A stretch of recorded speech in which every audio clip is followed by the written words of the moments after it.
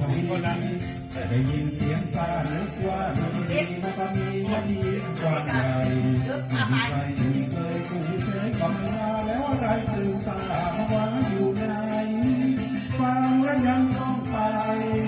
พาดวงใจเวียนวนแข็งอยู่ว่ะ1 2 3ซ่าร้องว่าเดียวทะเลนิดใจเก็บมันจะมีทุกคนละมองตัวเองทำไมถึงอะไรหาเรื่องทะเลเป็นป่าเอาไว้ว่าไว้ทำและยังกลุ้มใจพาอะไรอาวรเสียงยังทำมา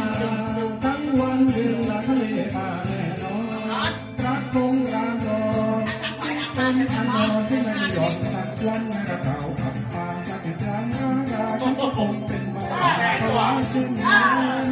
เป็นคนเช่นกันคงจะรำพันจนตายทะเลรักษาล้มบ้าเป็นคนเดียวทะเลน่าเรียกใจเจอ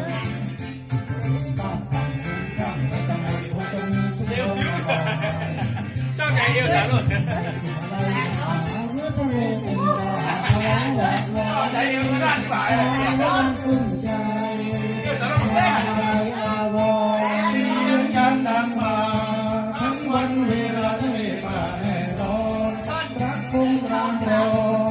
นเป็นขนอนฉันไม่หย่อนจากวันแต่เราอับปานจะถึงทางฉันก็คงเป็นบ้าเพราะว่าเช่น